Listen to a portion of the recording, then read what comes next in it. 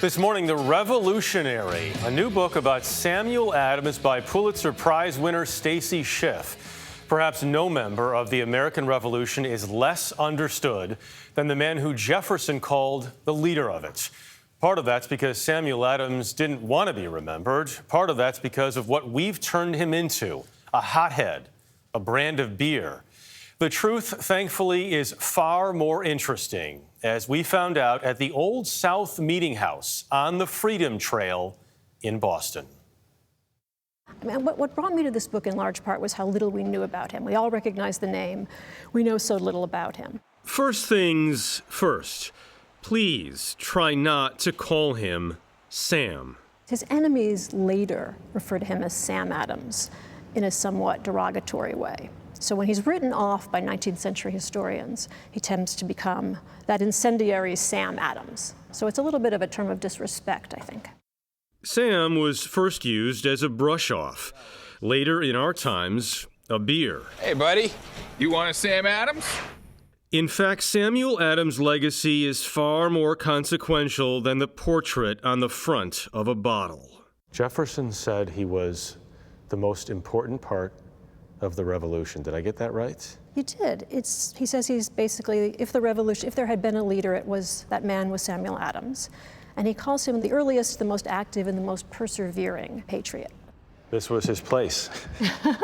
This was where he was several times the man of the hour, exactly. Stacy Schiff arrived at Samuel Adams after a career spent documenting fascinating lives. Vladimir Nabokov's wife, Ben Franklin, Cleopatra, and the witches of Salem. Her latest subject seemed like destiny. You're from Adams, Massachusetts? I mean, come on. I'm from Adams, Massachusetts. Yes, I am. Which some people, I think was named for John, but was in fact named for Samuel. And that was part of the embarrassment of this book. I had written, there's a cameo of Samuel Adams in my Ben Franklin book.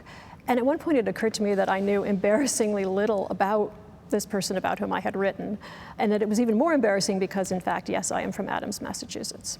Samuel Adams was born into wealth, but after the British dissolved a land bank his father had established to help lend money to colonists, the family was ruined.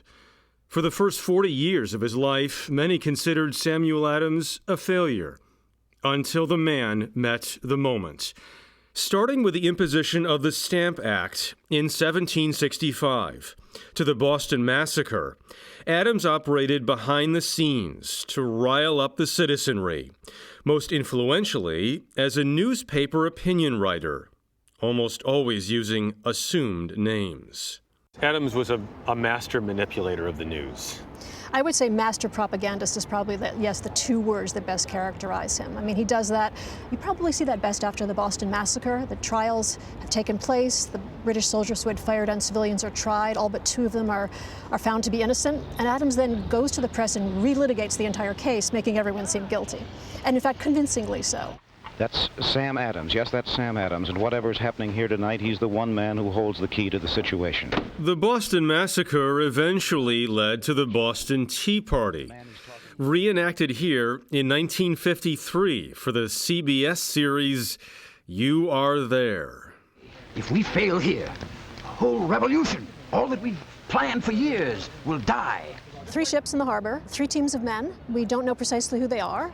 They are lightly disguised as Native Americans, some of them better disguised than others. The destruction of tens of millions of dollars in British goods, puppet mastered by Adams and others, is still recreated every 15 minutes in Boston Harbor today. But when you're fomenting a revolution, sometimes you need practice. This is revolution practice, yeah. Is what I think we're watching here. Yeah. That was a good one. That was a good throw. Yeah, it was. Wow, another good one. Why was he able to piss people off so magnificently? I think there's a tenacity there, which may come from the I don't care what people think of me school. He's like a cartoon character, constantly sort of running circles around Crown officials. And I think there's a certain amount of creativity to that. I mean, there is no loophole that he cannot dive through. Add to that, the British appeared often to rule through a combination of fickleness and inattention. Is it just the way our American history is written, Or were the British really that moronic in how they tried to manage all this? It just seemed like one blunder after another. The number of missteps, the number of moments at which Adams gains traction because there has been British overreach or British tone deafness is extraordinary. And what's really striking is the level of ignorance in Great Britain, the inability to either take the colonies seriously or to even place them on a map. I mean, most people didn't know if Boston was in the West Indies or the East Indies. I mean, there was just tremendous lack of knowledge of what they were dealing with. Schiff's The Revolutionary gets deeply into details, including Adams' love-hate relationship with John Hancock, whom Adams regarded as far too consumed with clothes and fame. And it gets into what happened after the Revolution, when Adams less successfully served as lieutenant governor and then governor of Massachusetts. Positions of power didn't really suit Samuel Adams, nor did any interest in hagiography. He didn't really leave his papers. He didn't write an autobiography. It's almost like he didn't care. John Adams, at several junctures, says to him, "Could you please collect your papers? No one will be able to understand the revolution without your papers. Those are 2 decades of essential writing. You know, you really need to put them together. Everyone will be interested." And Adams, for whatever reason, never picks up on it. He really leaves the history to others. And we know what happens when you leave the history to others. Other people's versions creep in. You said he made almost as much trouble for historians as he did for the British. I think it's really hard to get a sense of him. There's all of this tremendous 18th century testimony to how central and how vital he is. Every founding father basically says he's in the vanguard. And then he's off the radar. And putting him back in the picture requires a certain amount of effort. We did this interview a stone's throw from where I used to live. Right. In Wow. Boston. I lived in Boston for 4 years, and I learned so much that I didn't know. I mean, so many people don't know. much about Samuel There's Adams. so many founding fathers like that. You know, Benjamin Rush, my favorite. Is Samuel Adams, your favorite? I don't know that I have one, but I don't have certainly to pick learned a lot here. Yeah. I have a favorite.